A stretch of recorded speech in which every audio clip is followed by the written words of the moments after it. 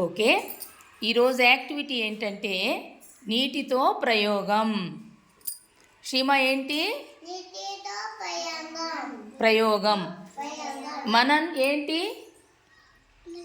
నీటితో ప్రయోగం. Very good. ఏంటంటే నీటితో ప్రయోగం అంటే నీటిలో మనం ఏదైనా ఒక వస్తువు వేస్తే అది కరుగుతుందా, కరగదా, తర్వాత తేలుతుందా, తేలదా, మునుగుతుందా, మునగదా, రంగు మారుతుందా, మారదా, దీని గురించి మనం ఇప్పుడు తెలుసుకుందాం. ఓకేనా? ఓకేనా? ఆరాధ్య రామ్మ.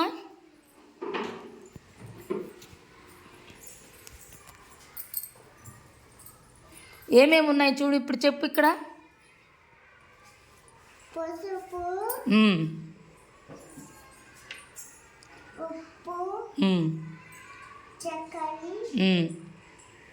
రాయి, ఆకు, పేపరు, ఇసుక. Very good.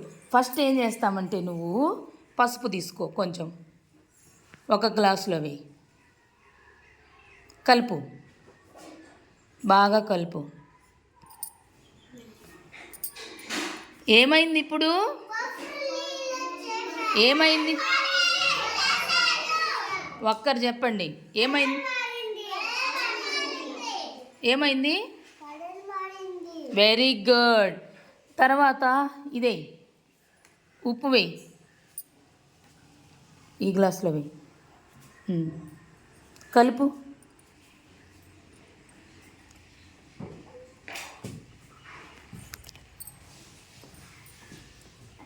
ఏమైంది? ఏమైంది? వెరీ గుడ్, కరిగిపోయింది. గుడ్. తర్వాత చక్కెర తీసుకో, ఇంకో గ్లాసులో కలుపు,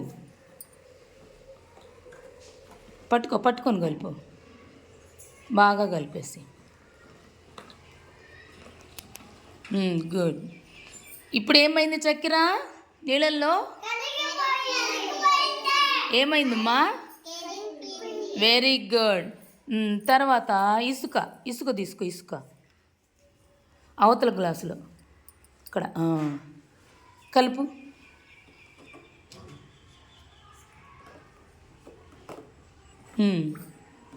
ఏమైంది? ఏమైంది? కరగలేదు, ఇసుక అలాగే ఉండిపోయింది, కరగలేదు. తర్వాత ఆకు తీసుకో, ఆకు అవతల గ్లాసులో అవి. ఏమైంది?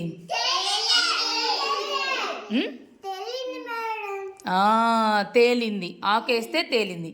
ఓకే, మరి పేపర్ తీసుకో, దాంట్లోనే పేపర్ వేయి, వాటర్లో వేయి. ఏమైంది? గుడ్. ఇప్పుడు రాయి తీసుకో, రాయి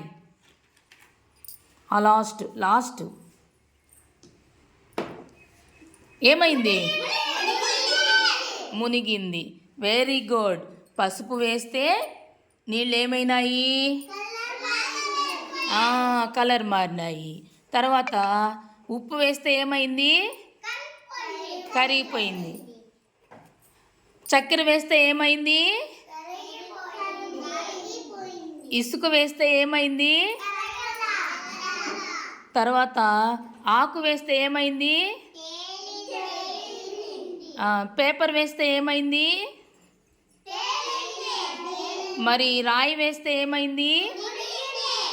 ఇప్పుడు అర్థమైందా? అంటే తేలిగ్గా ఉండే వస్తువులు తేలుతాయి, బరువుగా ఉండే వస్తువులు మునిగిపోతాయి. కొన్ని వస్తువులు కరుగుతాయి, కొన్ని వస్తువులు కరగవు, కొన్ని వస్తువులు వేస్తే రంగు మారిపోతుంది. ఇది ఇవాళ ప్రయోగం అన్నమాట. క్లాప్స్ కొట్టండి. మరి చక్కగా చేస్తుంది కదా ఆరాధ్య.